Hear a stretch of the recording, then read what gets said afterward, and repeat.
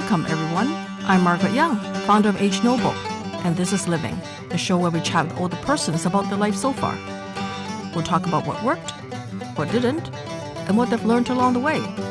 This week, we're talking to Janet, who grew up on a farm a couple of hours outside of Edmonton. Yeah, it was real farm life, and a huge basement full of preserves. So we had a chicken farm, a pig farm, a dairy. Childhood on a farm in 1960s Alberta was very different to a modern childhood in the city. So I don't remember playing. We all had fun around the work, but we were always doing something. In 1967, Janet won the Canadian National Dairy Princess crown. She got to travel around the country, giving speeches and meeting mayors. It was a bit like the Miss Universe competition, but with more cattle herding and bathing suits. I gave all the mayors milk stools. And in return, they would give me the key to the city. For those of us who are less familiar with farm life, a milk stool is the little stool people used to sit on to milk cows. The story gets better. In 1968, as part of her Dairy Princess duties, Janet traveled over to Madrid to the World Food Fair. Wow. The plane landed, and I had been sleeping, and the stewardess came to me and she says, "The press are waiting for you." I had to go and put my tiara on, and I got freshened up to walk down this thing. All the press were there, and it was a red carpet. They took me to the hotel. I didn't even clear customs or anything. That was way back then.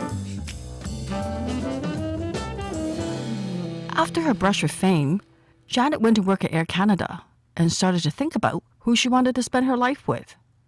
She believed a lot in the power of positive thinking. So started putting down all the characteristics of what I want in a husband, right? And I just had this sense over New Year's that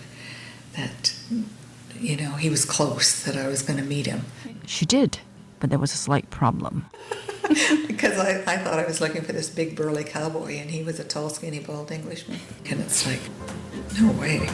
They managed to work it out, and in December '86, she and Chris got married.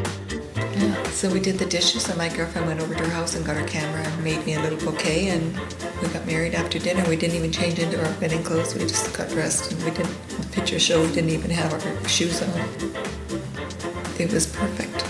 The couple moved to Vancouver, and when their son Ian arrived, Janet took a break from the airlines and started her own fashion business.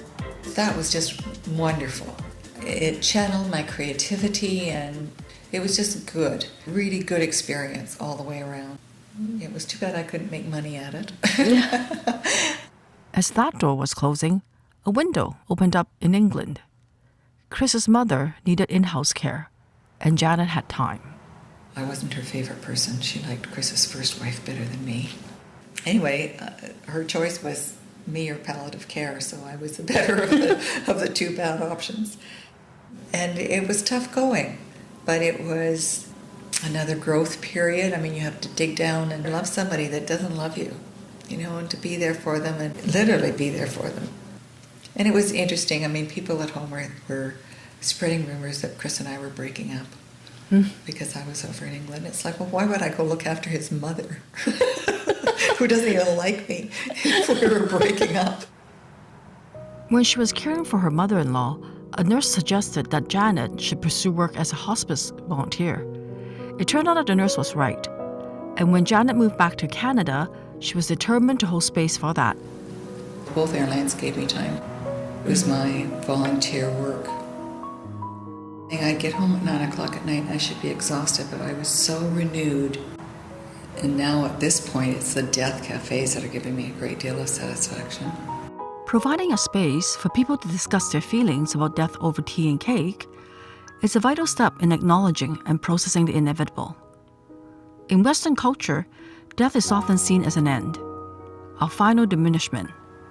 Janet has come to a different conclusion. There is nothing purer than someone at the end when all the ego is gone. It's an honor to be with them because this is their big graduation. Mm-hmm. They're not dying. Mm-hmm. They're graduating to a much higher life, to a much higher level of consciousness. So how can you not celebrate it? All the hours Janet has spent with people in the final moments may have been renewing for her, but it doesn't mean she's looking forward to getting older. When I turned 70 this year, I got a real crash, really, in that I did not want to be 70. From what I see of old age, I don't want old age. As often happens, a chat with a friend helped her come to terms with her new stage in life. Together, they resolved, if we are still here, we have a purpose, and just get on with it. You know, it's like you'll die when your time is right. As for what advice she has for the next generation, Janet prefers to keep it simple. Keep going forward. Well, listen to your heart. And a saying that my grandma always said was, paddle your own canoe.